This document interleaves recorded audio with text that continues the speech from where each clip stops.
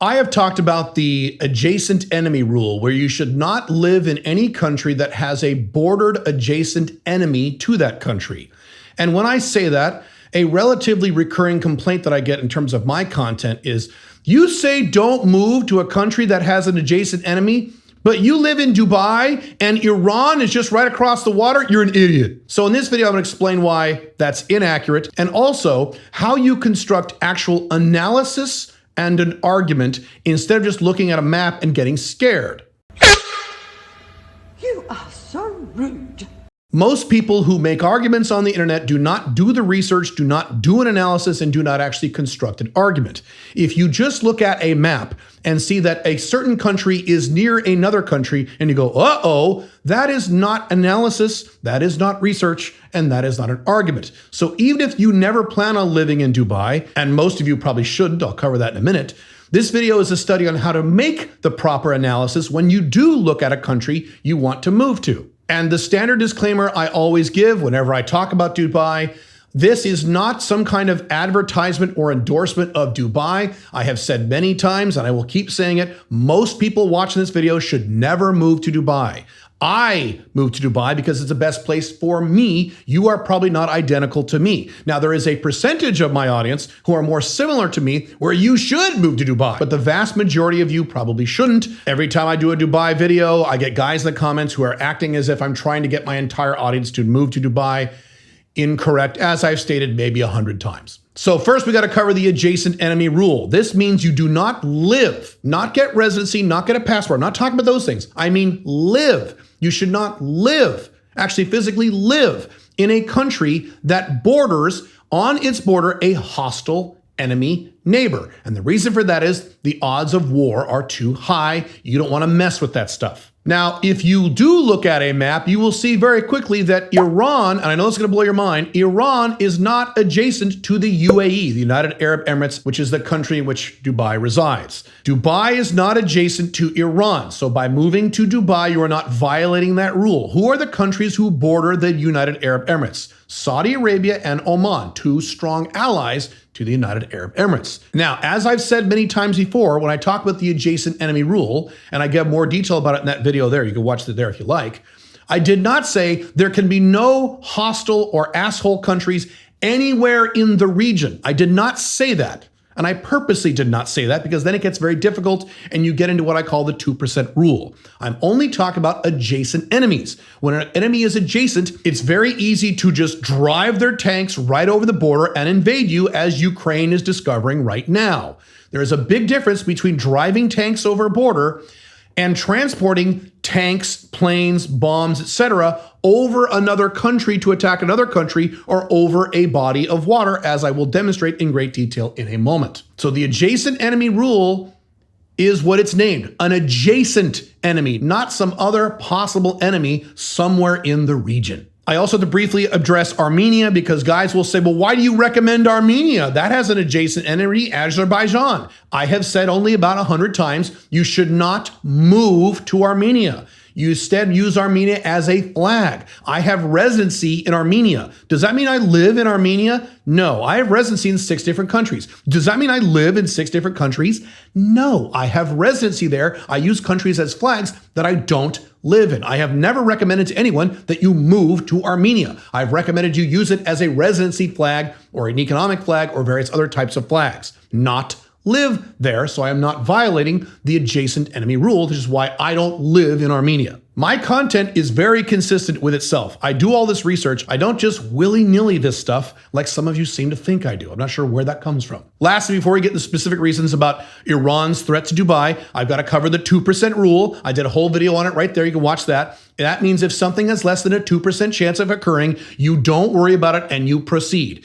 Otherwise, you can't leave your house because as soon as you leave your house, a car could jump the sidewalk and run over you, or a meteor could come out of the sky and hit you in the head and kill you, right? It could happen, right? It could happen. It could happen. No, that's insane. So you only look at things that have more than a 2% probability of occurring. Anything in the world is statistically possible. It doesn't matter if it's possible. It only matters if it's probable within a realistic frame of time. All right, now let's talk about whether or not Iran is a threat to Dubai. First, we need to cover logistics, and then we need to cover motive. Let's cover logistics first. And again, watch how I did this analysis so you can copy this analysis when making your own decision on where to live. This is a good example for you. The only way in which a country can militarily attack another country is one of four ways: land, sea, air, or missiles. That's it. There's no other way to militarily attack a country. I'm not talking about cyber warfare and things like that. I'm talking about militarily. So let's cover these four threats that Iran, in theory, has to Dubai. All right, let's first cover land. Not an option because, as I said, Iran is not adjacent to the UAE, so you can wipe out land. So the next option you have is air. Here's the deal on air power. Iran barely has an air force. Now, it is true that Iran has a very hardened ground-based military after years of war with Iraq. That is absolutely true. But we're talking about air now, air-to-air battles or air-to-ground assaults. Iran's air force sucks. They have a handful of planes, most of which were manufactured around the 1970s. Their air force is shit, and they know it. Now, let's compare that to the air force of the UAE. The UAE's air force is about double the size of Iran, and their planes are much, much, much better, and they just ordered another mountain of new planes to bolster their air force. If you don't believe me, I suggest you look up or Wikipedia the size and complement of Iran's air force and the size and complement of the UAE's air force, and you will see a massive, massive, massive difference. If there was actually an air war or an air conflict between Dubai, I'll call it Dubai even though it's the United Arab Emirates, between Dubai and Iran, it would be over in about 12 seconds, and the UAE would completely win. It wouldn't even be a contest. And if you don't believe that, please go look up your own data, and you'll find out very quickly this is accurate. Moreover, if there was a full air assault, not only would the UAE come against Iran's air force, but its ally Saudi Arabia would also do so. And Saudi Arabia has a fantastic air force as compared to other air forces in the region. So not only would Iran have to deal with the UAE's air force, it would have to deal with the Saudi Arabian air force and even possibly the United States Air Force. Now, let me ask you a question. Are there any allies with an air force that would actually aid Iran in an air battle? No. The last time I checked, Hezbollah and the Houthis did not have airplanes.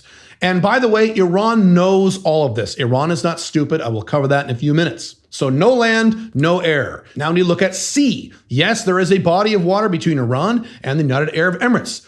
The only way they could attack via sea is by putting all their troops and tanks onto a bunch of boats and send them over to Dubai, which would take a long time. And as I mentioned, Dubai's air force would bomb them out of existence within about 14 seconds, and the Iranians would just waste a lot of money and a lot of military hardware getting sunk to the bottom of the ocean.